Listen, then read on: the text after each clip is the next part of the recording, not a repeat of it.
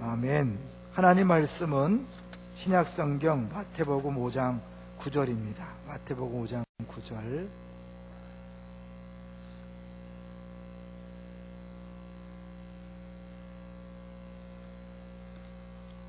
다음부터 대표 기도는 미리 좀 확인해서 자신이 없으면 미리 주보에서 이름을 뺄 수 있도록 하고, 못 나올 때는 교구장이 기도하도록 해주세요. 교구장이 앞으로는 빠지면 교구장이 기도합니다. 5장 9절을 같이 한 목소리로 2번 읽도록 하겠습니다. 우리 마태복음 5장 9절 같이 2번 읽겠습니다. 시작. 화평하게 하는 자는 복이 있나니 그들이 하나님의 아들이라 일컬음을 받을 것이요. 한 번 더 읽습니다. 화평하게 하는 자는 복이 있나니 그들이 하나님의 아들이라 일컬음을 받을 것이며. 아멘. 같이 한번 축복하면서 인사합니다. 역시 서로 반을 향해서 보시고요. 자, 누가 왔나 얼굴도 보시고, 이쪽에서 먼저 시작. 다시 화면 자막 잘 보내주세요. 다시 자막 보여주세요.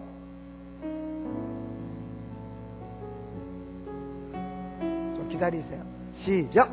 여호와는 내게 복을 주시고 너를 지키시기 원하며. 이쪽에서 시작. 여호와는 그의 얼굴을 내게 비추사 은혜 베푸시기 원하며. 다 같이 여호와는 그 얼굴을 내게로 향하여 두사 평강 주시기를 원하노라. 아멘. 찬양.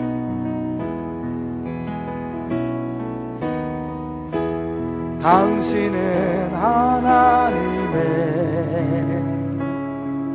언약 안에 있는 축복의 통로.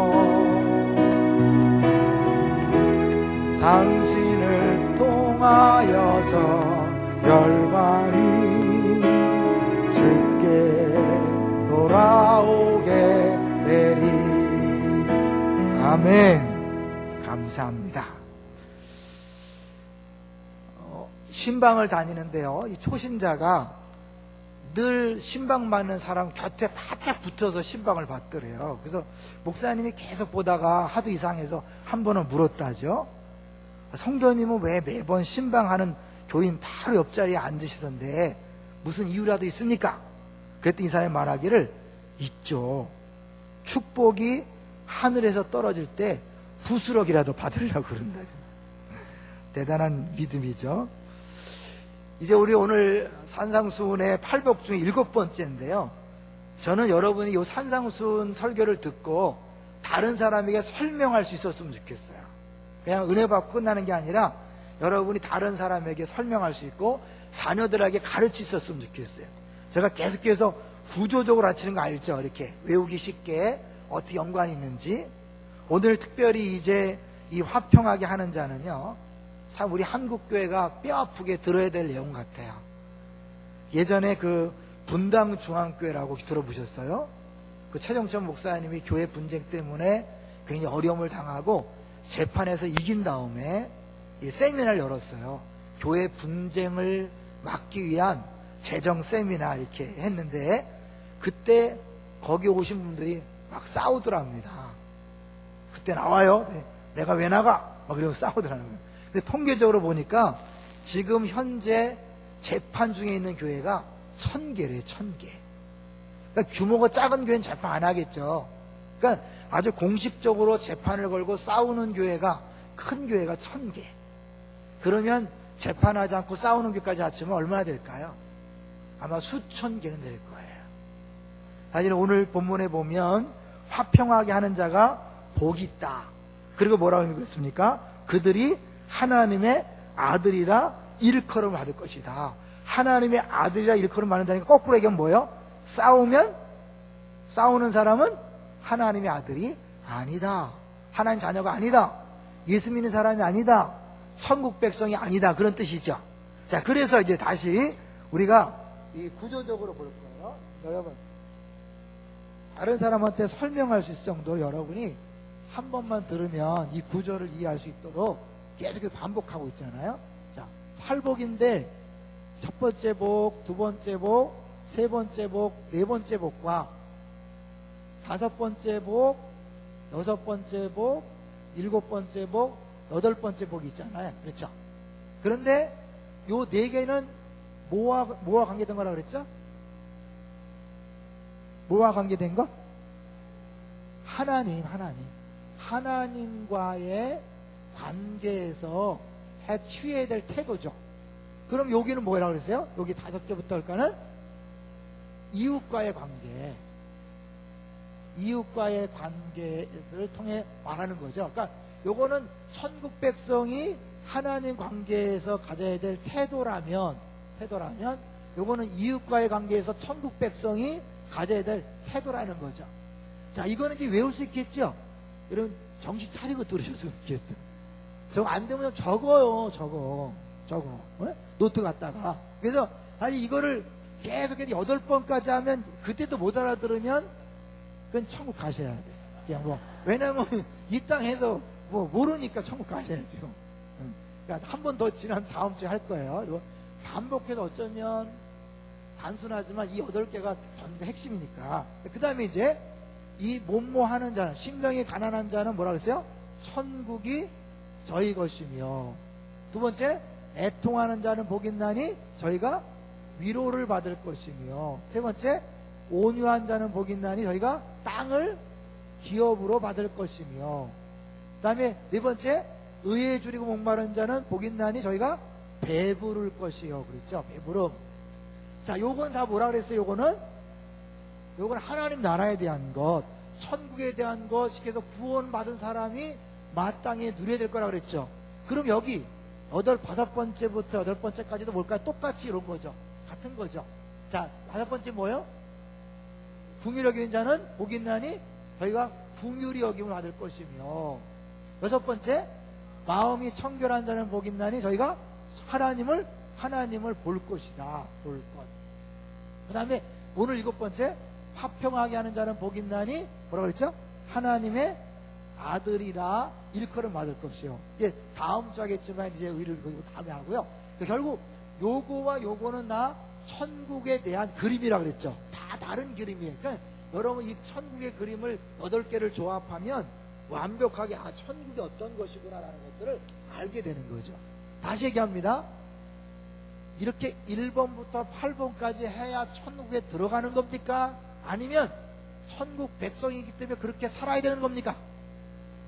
네, 이건 천국 가기 위한 조건이 아니라 그랬죠. 기억하셔야 돼. 이거 조건이 뭐다? 아니다. 이미 우리는 천국 백성 되었고, 천국 백성 되는데 조건이 있을 수 없죠. 왜? 조건이 있으면 그건 기독교가 아니니까. 은혜가 아니잖아요.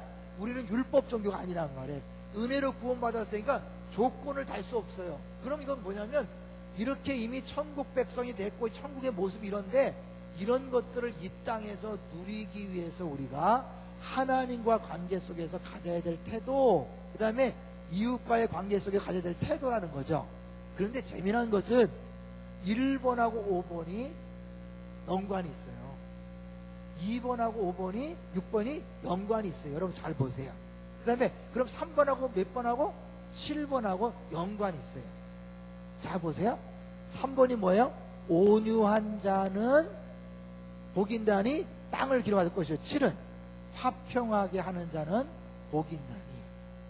이 온유한 사람, 그때 얘기했죠. 하나님에 대한 온유함과 이웃에는 온유함이 포함되어 있다고 그랬는데, 결국 이건 하나님께 온유함이라면 결국 이거 사람에게서는 온유한 사람이 화평하게 하는 것으로 나타난다는 거죠. 그래서 이 두 가지를 분명하게 보여주는 사람이 누구냐면, 구약 성경에서는 아브라함과 누굴까요? 이삭이야. 이삭. 아브라함은 어떻게 했어요? 내가 자하면 내가 우할 것이요, 내가 우하면 자하리라. 무슨 말이죠? 아브라함이 자기 조카 롯과 함께 양들이 많아지니까 풀밭이 모자라. 그래서 막 싸우니까 아브라함이 그랬어요. 야, 네가 먼저 택해라. 그러면 네가 택한 반대쪽으로 하겠다. 그래서 아브라함이 양보한 거죠. 그래서 네가 자하면 내가 우할 것이요, 네가 우하면 자하리라. 싸우지 않고 어떻게 해요? 양보함으로 화평하게 한 거죠. 이삭은 어떻게 했어요? 이삭은 계속해서 우물을 빼앗는 사람과 싸우지 않고 우물을 포기하고 다른 곳으로 가서 또 우물을 파고, 또 빼앗으면 또 이사가고, 또 빼앗으면 또 이사가고, 결국 그러다가 어떻게 나중에 야, 너를 보니까 하나님이 함께 하신다, 하나님 복 줬다. 그러고 그들이 먼저 와서 손을 내밀죠. 우리 같이 이제 관계를 맺자. 우리가 당신을 해하지 않을 테니까 당신도 우리 해하지 말라. 그래서 아브라함과 이삭이 이 온유함과 화평에 대한 대명사죠. 그러면 신약에서는 누굴까요? 신약에서는 당연히 신약에서는 대표 인물이 누굴까요? 예수 그리스도죠. 예수 그리스도가 사실은 우리를 화평하게 했잖아요. 먼저 어떻게 했어요? 하나님과 인간 사이를 화평하게 했죠. 어떻게? 십자가를 통해서. 십자가의 죽으심으로 말미암아 죄의 문제를 해결해서 하나님과 우리가 원수 되었는데 화평하게 했고, 그 다음에 이웃과 이웃을 화평하게 만든 것이 십자가다. 많이 들었죠? 수직적으로 화평, 수평적 화평이 십자가다. 그래서 결국 예수님이 우리들을 화평하게 했고 하나님 화평하게 했다면 예수님 누구예요? 하나님이죠. 그러니까 예수님이 하나님인데 하나님이 화평하게 하는 일을 했다면 그 자녀들은 어떻게? 당연히 화평하게 하는 일을 해야 되죠. 그러니까 결국 교회에서 싸우는 사람은 예수 믿는 사람이야.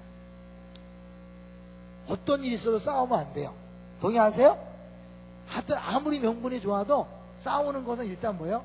여기에 맞지 않는 거예요.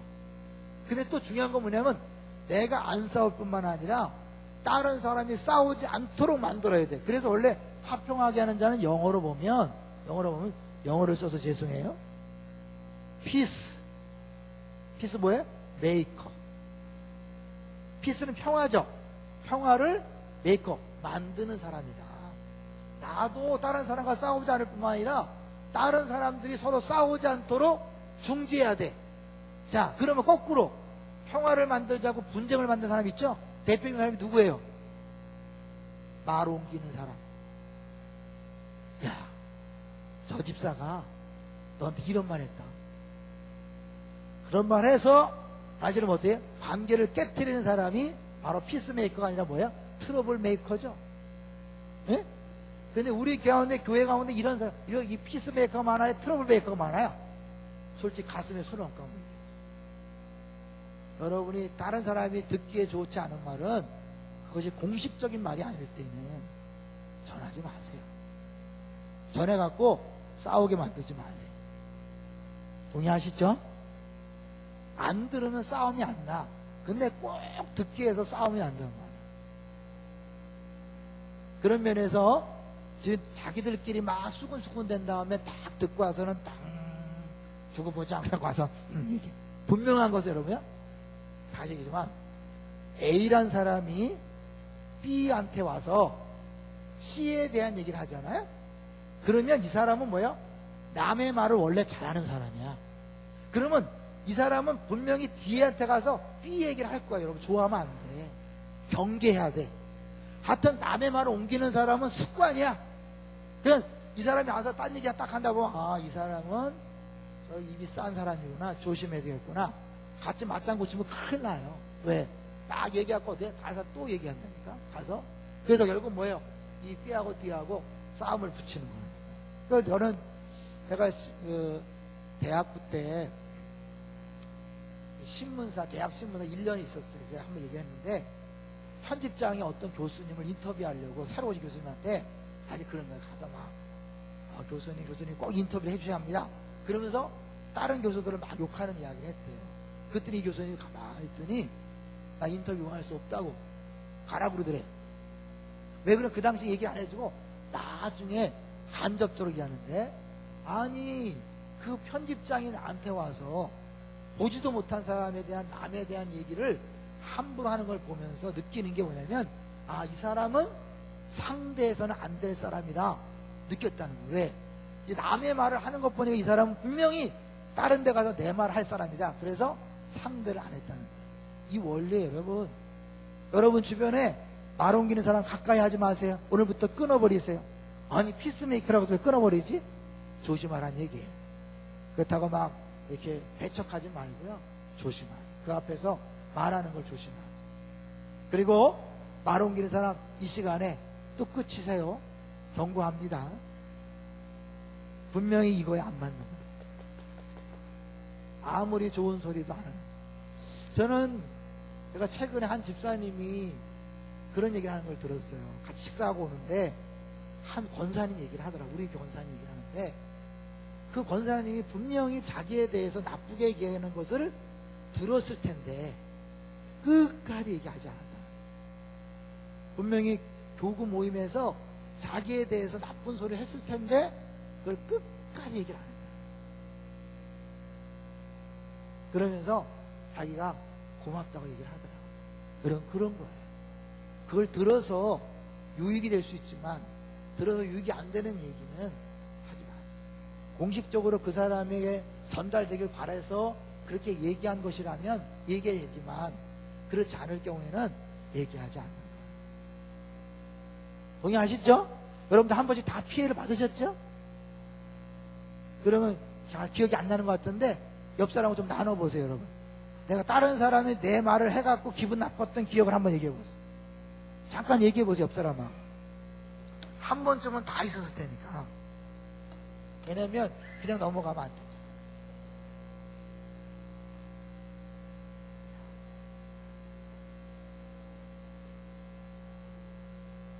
있어요, 없어요? 있어. 이제 우리 교회가 조금씩 규모가 커지면서 더 많아요. 예전에는 덜했는데 요새 와서 더 많이 하더라고요. 경고합니다. 절대로 말 옮기지 마세요. 옆사람 인사합시다. 말 옮기지 맙시다. 왜? 그거는 평화를 깨트리는 거니까. 우리가 피스메이커라는 것은 절대로 말 옮기지 않고 싸움을 막아야 돼. 그런데 우리는 그 부분에 대해서 어떻게 해요? 자꾸 말을 함으로 말미암아 옮겨. 그래 또 있는 얘기하면 또 다행이야. 없는 얘기를 한다니까. 어떻게? 부풀려서. 그 사람은 3마디 했는데 5마디를 하는 거죠. 그 얼굴 표정을 보니까 추측하기에 요런 것 같아. 그러면서 한단 말이야. 그럼 듣는 사람은 앞뒤를 안 듣고 기분 나쁘기 때문에 그 사람이 진짜 그렇게 말한 줄 알고 오해한단 말이에요. 어쩌면 여러분 이 교회에서 사실은 이 5번, 6번, 7번, 8번 중에 이 부분이, 내가 처음에 얘기했잖아요. 우리 교회 1000개의 교회가 재판 중에 있다. 1000개의 교회가. 그 얘기는 지금 한국 교회가 얼마나 심각하게 썩은 상태에 있는지를 보여주는 거죠. 대표적으로 지금 여의도 순복음교회가 재판 중에 있잖아요. 우리 장로교 합동축의 제일 큰 교회인 사랑의 교회가 지금 문제가 있잖아요. 자, 그런 것들이 이제 결국은 세상에 망신을 당하는 거니까 우리는 오히려 싸운 곳을 화평하게 만들어야 되는데 싸움을 최소한 부추기는 일을 하지 말자 라고 이렇게 한다면 우리 성경을 좀 몇 군데 한번 보겠습니다. 너무 많이는 안 찾을게요. 성경을 많이 찾으니까 힘들어 하시는 것 같더라고. 그래서 마태복음 5장 43절을 보세요. 그러면 이게 화평하게 하는 게 뭔가 우리 연관해서 볼 거예요. 5장 43절을 보세요. 마태복음 5장 43절. 거기에 이제 하나님의 아들이라는 표현과 그걸 가지고 공통점을 찾는 거예요. 자, 43절부터 45절 같이 읽어보죠. 시작. 사랑하고 내 원수를 미워하라 하였다는 것을 너희가 들었으나 나는 너희에게 이르노니 너희 원수를 사랑하며 너희를 박해하는 자를 위하여 기도하라. 45절. 이같이 한즉 하늘에 계신 너희 아버지의 아들이 되리니 이는 하나님이 그 해를 악인과 선인에게 비추시며 비를 의로운 자와 불의한 자에게 내려주심이라. 뭐가 나왔죠? 하늘에 계신 너희 아버지의 아들이 되리니. 그러니까 사실은 이렇게 돼야 구원받는다는 아니죠. 아시겠죠? 아들이라면 마땅히 어떻게 된다? 하나님을 닮아야 되는 거죠. 하나님은 그래서 어때요? 악인과 선인에게 똑같이 해를 비치고 불의한 자와 의로운 자에게 비를 내려주는 거예요. 여러분, 하나님이 죄진다고 요놈은 햇빛 안 주고 미세먼지만 잔뜩 주고 여기만 햇빛 주고 그렇지 않거든. 어차피 비는 다 같이 주는 거예요. 햇빛 다 같이 주고. 하나님 그런 분이에요. 그러니까 우리가 나를 사랑하는 사람만 사랑하고 나를 미워하는 사람을 미워하면 안 된다는 거죠. 자, 그래서 다시 한번 44절을 보세요. 44절. 나는 너에게 이르노니 너희 원수를 사랑하며 너희를 박해하는 자를 위하여 기도하라. 그러면 이 화평하게 하는 자는 뭐예요? 원수를 사랑하고 핍박하는 자를 위해서 기도하는 사람이에요. 그러고 보면 요 여섯 번째 심령이 마음이 착한 자는 성결한 자는 하나님 볼 것이라고 했죠. 성결한 자는 결국 용서와 연관됐잖아요. 그러니까 결국은 이 6번과 7번 이런 것들이 뭐 연관이 이게 1번이 2번으로 결론이 나고 2번이 3번의 결론이 되고 3번이 4번의 결론, 4번이 5번의 결론, 5번이 6번의 결론, 6번이 7번의 결론 이렇게 구조가 돼 있어요. 이렇게 외워두시면 좋겠어요. 그러니까 결국 뭐예요? 화평도 결국 뭐예요? 하나님의 아들이라는 공통점을 볼 때 여기서 볼 때 구체적으로 그냥 단순히 싸우지 않는 게 아니라 뭐예요? 그걸 넘어서서 원수를 사랑하고 핍박하는 자를 위해서 기도하는 거예요. 이게 말이 됩니까? 세상 원리로는 말이 안 되는 거야. 그래서 이게 천국의 원리라니까요. 그러니까 세상의 사람들로는 이해할 수 없는 차원 높은 하느님 나라의 시민의 정신을 얘기하는 거예요. 그러니까 세상 나라는 뭐예요? 한 대 때리면 두 대 때려야지. 그러니까 애들한테 그랬잖아. 너 학교에서 한 대 맞으면 두 대 때리고 와야 돼. 막 이렇게. 예수 믿는 부모도 가르치는 사람이 있어요. 왜? 자기 애가 매 맞는 게 싫으니까. 아니야, 그건 잘못된 거야. 예수 믿는 사람은 맞으면 맞으라고 해야 되는데. 어렵잖아. 내가 맞고 하면 좋을 수 없잖아. 대신에 그걸 겁먹지 말고 이야기하라고 하세요. 고말 정신은 괜찮아지게. 도망가지 말고 피하지 말고 얘기하라. 그러니까 이게 결국 우리가 하나님께서 말씀하시는 이 화평이라는 것은 단순히 그냥 싸우지 않고 사이좋게 지내자. 에이 그냥 쌩 까고 그냥 에이 뭐 에이 똥이 뭐 더러워서 피하냐 뭐 이런 거 그런 게 아니에요. 내가 정말 싫어하는 사람, 마음에 안 드는 사람을 사랑하고 더 품어주는 거예요. 그게 천국 백성이 믿습니까? 그럴 때 뭐야? 하나님의 아들이야. 누가 얘기할까요? 누가? 사람들이? 아니야. 사람들의 인정이 넘어서요. 우리 뭐야? 하나님이 우리에게 너는 내 아들이라고 이렇게 얘기한다는 거죠. 그게 뭐가 좋은가? 하나님 우리를 인정할 때 우리 안에 어떻게 있어요? 기쁨이 있죠. 감사가 있죠. 여러분 있잖아요. 예수 믿는 사람이 기쁜 이유는 아세요? 우리 안에 누가 계세요? 성령이 계시잖아요. 성령 하나님이죠. 그러니까 하나님이 우리를 보고 기뻐한다는 건 뭐예요? 우리 안에 있는 성령님이 안에서 기뻐한다는 거예요. 성령님은 근심하신다는 거 들어봤죠? 성령을 근심하게 하지 말라. 성령을 소멸하지 말라. 결국 하나님이 기뻐하신다는 것은 내 안에 성령이 기뻐하시기 때문에 결국 내 안에서 기쁨이 넘쳐나는 거예요. 샘솟는 기쁨이 나는 거죠. 그러니까 하나님의 말씀대로 살 때, 하나님께 원하시는 대로 살 때 우리 안에 뭐예요? 안에 기쁨이 있는 거예요. 천국의 기쁨이 있는 거죠. 예수님이 세례받을 때 하늘의 음성이 들렸죠. 이는 내 사랑하는 아들이요 내 기뻐하는 자라. 하나님은요 아들에 대해서 기본적으로 뭐예요? 첫째 뭐예요? 사랑하고 두 번째 뭐예요? 기뻐한다니까요. 우리가 아버지가 아들을 기뻐하잖아요. 근데 솔직히 아버지는 욕심이 있어서 온전히 기뻐해 못해. 아멘. 그래서 할아버지들이 기뻐해. 할아버지들. 이 하라는 거 하자 있죠. 하나님 하자에 지금 원래 한글에도 그랬대. 이게 큰 하자에 큰. 그래서 큰 아버지. 하나님같이 큰 아버지가 할아버지예요. 그래서 할아버지는 손자에 대해서 그냥 조건 없이 사랑하잖아요. 존재 자체를 기뻐하잖아요. 사실 그게 아버지의 마음이에요. 그러니까 하나님도 우리에게 아들에 대한 마음이 뭐예요? 사랑과 기쁨이에요. 할렐루야. 스바냐 3장 16절 뭐예요? 내가 너를 잠잠히 사랑하시며 기쁨을 이기지 못한다. 그러니까 결국 우리가 하나님의 아들이라 일컬어 만든다는 것은 하나님이 우리를 사랑하고 우리를 기뻐하는 거예요. 그러면 우리 성령님의 우리 안에서 기뻐하는 건 당연하죠. 믿습니까? 너무 쉽죠? 너무 쉽게 풀어서 너무 이상하죠. 그죠? 정말 그런가? 제가 잘 가르친다는 걸 이해하셔야 돼요. 우습게 보지 마세요. 내 외모는 우습게 생겼다는가 봐. 오늘도 노예 그 임원회 갔더니 용신교회 그 성도가 그랬다는 거야. 그때 이제 중보기도 쌤에 나가서 그 안산 중보기도 때 설교를 했거든요. 자기 목사님한테 그러더래. 생기긴 그렇게 생겼는데 굉장하더라고 그래. 이상하게 생겼나 봐. 좀 이렇게 연빨 이렇게 생기지 않았나 봐. 그죠? 날카롭게 생기지 않고. 어떻게 하겠어요, 그죠? 주님이 그렇게 하신 건데. 주님만 영광 받으시길 바랍니다. 내가 잘나서 내가 영광 받는 게 아니라 주님은. 제가 생각해도 저는요, 좀 잘 가르치는 은사가 있는 것 같아요. 잘난 척 했습니다. 여러분, 감사하시라고. 잘 들어. 여러분, 이 강의 아무 데나 못 들어요, 여러분. 자신있게 말할 수 있어요. 이러고 나니까 또 막히네. 교만해지니까. 교만하면 안 돼요. 그래서 하나님의 아들 일컬으면 하나님이 인정하는 거잖아요. 그런 관에 사랑과 기쁨이 있으니까 이게 천국의 모습이라니까. 천국의 우리의 누리는 거라니까요. 자, 그래서 이제 이 화평의 부분을 한 군데만 더 볼게요. 한 군데만 더 보면요. 사실은 에베소서 우리 2장 15절로 가볼까요?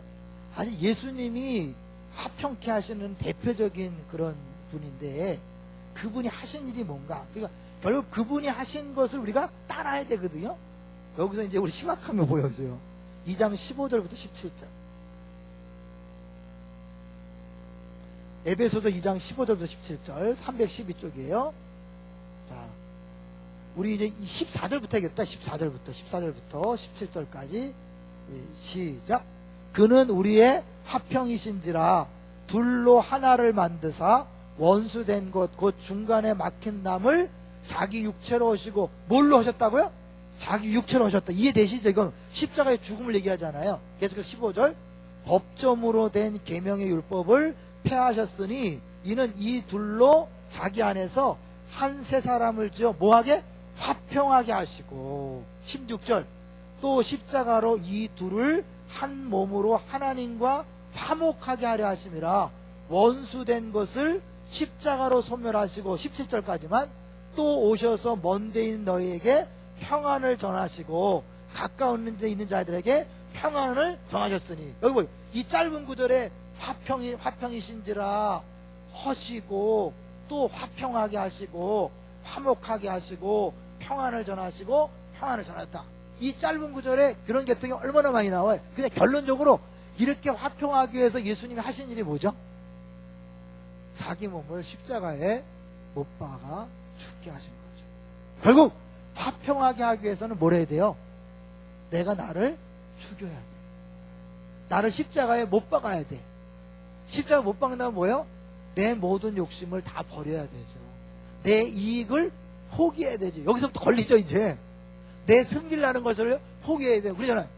아무리 예수 믿지만 예수님 자존심도 없나요, 목사님? 예수 믿는 사람은 가만히 있으면 가마떼기를 알잖아요. 그러니까 우리도 그러면 안 되잖아요. 한번 본때를 보여야 되잖아요. 아니에요. 죽어야 한다. 언제까지야? 언제까지? 그들이 손을 내밀 때까지. 이삭이 언제까지 우물을 양보했어요? 그들이 찾아와서 우리 계약을 맺읍시다 할 때까지. 그러니까 사실은 미치는 거죠. 어려운 거죠. 근데 하나님은 우리에게 그렇게 하라고 우리를 이 땅에 구원하시고 보내신 거예요. 믿습니까? 그러니까 여러분 부부싸움 안 하려면 어떻게 해야 돼요? 네? 내가 죽으면 되죠. 남편이 무슨 말을 해도 예 그러면 되잖아요. 근데 그게 쉬워요, 어려워요? 어렵죠. 그리고 어떻게 죽어야죠. 죽으면 되잖아요. 아무지 않으려면 한 사람이 죽으면 돼요. 부부싸움하는 부부들이여 들으시오. 죽으십시다. 술 먹고 들어온 남편이 죽을 수는 없죠. 어떻게 죽어요? 절대 못 죽죠. 예수도 안 믿는데 어떻게 죽어요? 그리고 누가 죽어야 돼요? 내가 죽어야죠. 여러분 그러려고 여기 나와 있는 거잖아요. 그럼 부모 자식 간에 싸우지 않으려면 어떻게 해야 돼요? 부모가 죽어야죠. 그럼 부모가 죽으면 애 어떻게 키우죠? 주님이 키우시죠. 할렐루야. 여러분 우리의 잔소리를 크는 거 아니에요. 이게 6학년 넘어가면 10살 12살 넘어가면 절대로 부모 말 안 듣는다 하잖아요. 다 잔소리를 들린다. 아무리 믿음이 좋아도. 어저께 우리 양육하는데 우리 자매가 이렇게 울면서 얘기하는 걸 보면서 너무 마음이 아팠어요. 아버지가 올라와서 막 뭐라고 하는데 이 자매가 다 잔소리만 들리고 자기 말을 안 들어주더라는 거예요. 그래서 자기 했더니 막 아버지가 네가 교사면서 너는 학생들한테 순종을 가르치면서 넌 그딴 짓을 하냐? 그리고 싹 가셨대. 너무 얼마나 힘든가. 아버지도 좀 못됐지 뭐. 아버지도 딸도 말 좀 들어야지. 애도 아니고 이미 청년인데 들어주면 좋았을 텐데. 너는 들어주냐? 저 들어주거든요. 너무 많이 들어줘도 탈이죠. 근데 이제 결론은 그거예요. 애들은 잔소리 되는 게 아니니까 죽어야 돼. 부모가 해서 화평하게 하는 것. 그럴 때 나중에 애들이요, 자기도 배우는 거죠. 아, 그래, 부모가 나를 참아줘서 내가 우리 가정이 평안했구나. 그래, 어때? 나도 싸움이 생길 때 참는 법을 배우는 거예요. 근데 부모가 한 번도 안 지고 한 번도 양보 안 하고 성질 빡빡 내는 것만 가르치니까 애가 밖에 나가서 여전히 어떻게 해요? 자기가 좀만 힘 있으면 소리 지르고 방방 뜨는 거죠. 부모가 힘 있음에도 불구하고 죽는 것을 보여줘야, 아, 힘 있지만 부모가 죽어지는구나. 직장 생활할 때, 사업할 때 자기 성질을 죽이는 법을 거기서 배우는 거잖아요. 근데 우리가 가정교육을 똑바로 시킨다 그러면서 그냥 애를 지두치지 막 잡아. 바르게 키운다고. 근데 애들이 볼 땐 바르게 키우는 게 아니야. 지 성질 나서 성질 내는 거야. 동의하세요? 그 애는 뭐야? 야, 힘 있다고 저러냐. 애들은 분노하는 거야. 예배소 얘기잖아요. 분을 내게 하지 말라. 애들이 다 알아요. 이게 정당한 징계인지 성질나서 하는지 잘 안단 말이에요. 그러니까 어때요? 아유, 부모가 늘 그런 걸 가르치니까 애들도 뭐예요? 조금만 성질나면 가만히 있지 못하는 거죠. 또 오늘 게임까지 배우니까 어떻게 게임하니까 막 칼로 찔러 죽이고 막 하는 거잖아요. 거기 왔겠어요? 거기 다 왔죠. 특별히 우리 기독교인 부모들이요, 이 부분을 기억하세요. 먼저 가정에서부터 하세요. 교회에서 막 봉사한다고 막 큰 소리 치지 마시고요. 제발 부부싸움 좀 하지 마세요. 네? 저도 옛날에 싸움 많이 했어요. 제가 고집이 세갖고요. 근데 고집 센지 몰라도 난 진리를 말한다 늘 막 우리 아내한테 목사가 진리를 말한다 그러고 절대 안 지죠. 제가 이빨인데다가 목사니까 어떻게 집니까? 안 지죠. 그런데 제가 어느 순간부터 이게 부부 사이는 옳고 그름 따지는 게 아니다. 그러고 보니까 내가 틀린 게 너무나 많아. 그전에는 틀린 게 안 보였는데 내가 일단 물러서 갖고 지기로 하니까요, 잘못한 게 너무나 많아요. 우리 아내가 나 때문에 고생 많이 했어요. 나는 지저분한 사람이거든요. 정리가 안 되는 사람이에요. 우리 아내는 깔끔한 사람이에요. 그럼 얼마나 나랑 살면서 힘들었겠어요. 근데 그건 내 생각은 안 하고 맨날 우리 아내한테만 내가 막 뭐라 그런 거예요. 이 못된 목사님도 그랬다니까. 목사가 변화되기 전까지는요. 그러니 잘 솔직한 얘기로 교육자들이 제일 많이 싸워요. 아주. 왜? 집에서 가르치려고 하니까. 그다음 누가 제일 안 싸운지 알아요? 학교 선생님들. 죄송하지만 학원 선생님들 집에서 가르치려고 하니까. 그리고 이제 또 사회에서 뭔가 좀 높은 지위에 있다고 생각하는 사람들이 집에서 양보를 안 하죠. 절대 안 지죠. 그 사이에 막 부인하고 애들은 막 죽는 거예요. 아니요, 화평하게. 동의하십니까? 오늘부터 싸우지 마세요. 싸우지 마세요. 아무리 좋은 명분 싸우지 마세요. 부부끼리 싸우지 마시고 부모 자식간에 싸우지 마세요. 내가 싸우면서 이걸 가르친다면, 성경을 가르친다면 잘못된 거죠. 예수님께서 화평하게 하기 위해서 십자가를 지셨습니다. 결국 우리도 동일하게 하나님 아들로서 나를 화평하게 하려면 내가 줘야 돼. 그게 아브라함이잖아요. 네가 자하면 내가 뭐 할 거죠. 내 욕심을 다 버리고 손해보는 거예요. 그런데 하나님 결국 뭐예요? 이익을 찾아갔던 조카 롯은 상에서 다 불타버리고 그리고 포로 잡혀가는 그런 일이 있었지만 결국 아브라함이 결국 최후의 승자가 되잖아요. 이삭도 우물을 계속 빼앗겼지만 끝난 게 아니라 뭐예요? 결국 그들이 와 손을 내밀잖아요. 땅을 기여로 한다니까요. 이게 연관되는 거잖아요. 세상의 경쟁구도 우리가 구원이란 무엇인가 이번에 배웠잖아요. 그죠? 이 세상은 싸울 수밖에 없어요. 싸움이 있을 수밖에 없어요. 왜 그랬다 그랬어요? 하나님이 백이란 자원이 필요하도록 인간을 만들었어요. 근데 하나님이 있고 인간이 있으면 인간에게는 30밖에 안 줬다니까. 그래갖고 어때요? 끊임없이 70을 공급받아서 100이 되도록 한 게 하나님 만든 방법이에요. 근데 이게 죄로 인해 끊어지니까 어떻게 해요? 30밖에 없잖아요. 나머지 70을 채우기 위해서 어떻게 해요? 옆에 또 다른 아내나 남편이나 자녀나 옆에 있는 30짜리들을 딱 보고 어떻게 해요? 이걸 빼앗는 거예요. 시기와 질투로 막 폭언으로 때로는 어떻게 쌀쌀한 눈으로 일부러 막 지가 막 냉대해서 그래서 어떻게 해요? 막 빼앗는 거죠. 이 부부싸움, 부모 자식 간의 갈등, 교회에서도 막 싸움, 시기, 질투 이런 것들은 끊임없이 이거 왜? 이 죄인들의 모습이란 말이에요. 이 채워지는 것은 이걸 안 채워져요. 어떻게 해요? 하나님으로부터 채용받는 거예요. 그리고 어떻게 해요? 하나님 은혜를 받아서 우리는 어떻게 세상에 죽는 거예요. 그러니까 세상 사람 볼 때는 이해가 안 되는 거죠. 야, 이런 세상 그렇게 살면 되겠냐? 근데 우리가 천국 백성이니까 세상에서 이해가 안 되는. 그래서 이제 나중에 다음 주에 보겠지만 의에 줄이고 의 때문에 핍박을 당한다. 내가 하나님 앞에 사랑을 실천하고 원수를 사랑한다고 해서 그 원수가요 나에게 잘해주는 게 아니에요. 더 우습게 알고 어느 때까지는 더 막대해요. 이번에 이제 우리 교회 집사님 한 분이 집에서 자기 아들하고 그 밭에 관에 있는 다른 애하고 친구하고 다툼이 생겼어요. 얘가 계속 괴롭히니까 얘가 한 번 건드렸는데 문제가 생긴 거예요. 그래서 굉장히 어려웠는데 이 사람이 이제 다른 데로 이사 가게 되면서 이 아들 엄마가 이제 설교를 듣고 막 그러니까 찾아갔대요. 자기는 이제 화해하려고 찾아갔는데 완전히 쌍욕에다가 막 저주를 퍼붓더래요. 너무 힘들다고 왔어요. 카톡으로 보냈더라고요. 제가 그랬어요. 의를 위하여 핍박는 자는 복이 있다 그랬어요. 왜? 이런 건 내가 하나님 말씀을 실천하기 위해서 욕먹고 저주받고 그들이 함부로 대하는 건 뭐예요? 그건 복이에요. 복. 우리는 당연히 그런 것을 각오해야 돼요. 믿습니까? 우리가 사랑을 베풀고 원수를 이해한다고 그들이 박수치는 게 아니에요. 더 우습게 알고 더 속여먹고 더 핍박하고 더 막대하는 거예요. 우리가 막 세게 나가야 그들도 함부로 안 되는데 이렇게 바보처럼 살면 더 짓밟힌다니까요. 그런데 결국 누가요? 주님이 높이시는 거예요. 믿습니까? 이제 성경 한 절 읽고 마치죠. 우리 시편 37편을 읽고 마칠 거예요. 그럼 어려움 당하시는 분들은 이 시편 37편을 자주 묵상하세요. 37편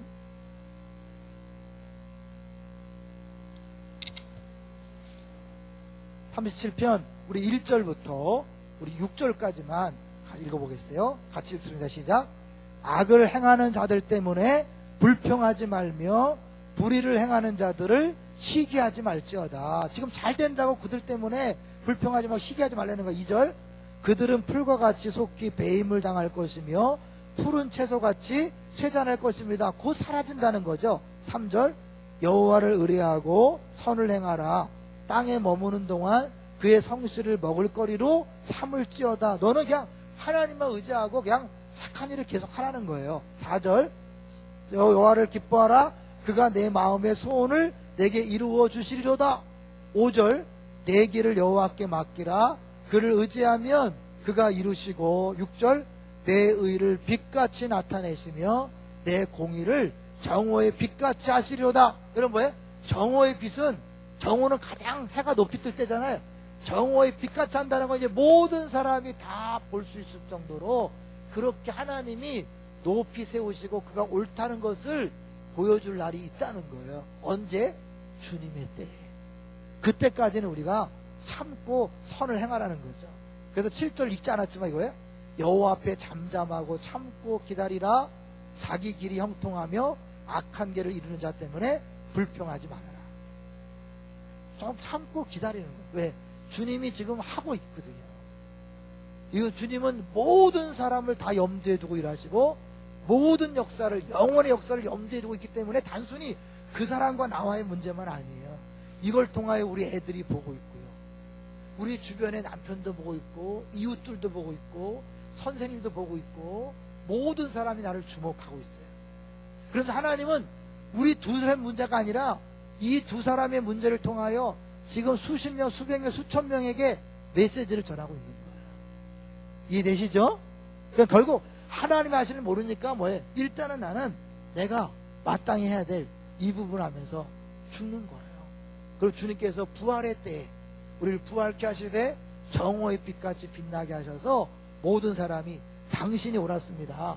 당신이 진짜입니다라고 그렇게 말하게 될 날이 온다는 거죠. 그래서 어려울 수 있어요. 그런데 우리는 이미 천국 백성이 되었기 때문에 이런 것들을 마땅히 해야 하는 것입니다. 우리 같이 이제 우리 한번 기도해 보죠. 같이 기도하겠습니다. 좀 어렵죠, 여러분. 이게 이 하나님의 기준이라는 게, 수준이라는 게 너무 높은 거예요. 이제 여기서 나와서 나중에 이제 뭐 오른뺨 뺨을 때리며 왼뺨을 돌려 이런 게 나온 거죠. 이게 기본으로 깔렸기 때문에 그런 것이 가능한 거죠. 여러분, 일단 우리가 그걸 회개했으면 좋겠어요. 내가 지지 않아서, 내가 죽어지지 않아서 혹시 다툼이 있는 곳은 없는가? 부부 사이에, 또 부모와 자녀 사이에, 이웃과 이웃과의 관계 속에서 내가 화평하지 못한다면 그것은 내가 죽지 않기 때문입니다. 상대방을 죽으라고 말할 수 없습니다. 내가 이미 구원받았고 하나님 자녀가 되었기 때문에 마땅히 천국 백성으로서 그렇게 살아야 하고, 그럴 때 하나님의 기쁨이 나에게 넘쳐날 수 있습니다. 이 시간에 주님 아시죠? 내가 잘 못합니다. 말씀은 들었지만 정말 순종하기 어렵습니다. 고통스럽습니다. 성령이여 나를 죽여주시고 나를 지배해 주시고 불로 이 욕심을, 이 자아를 태워주옵소서. 우리 주여 한번 외치고 통성으로 기도하겠습니다. 주여!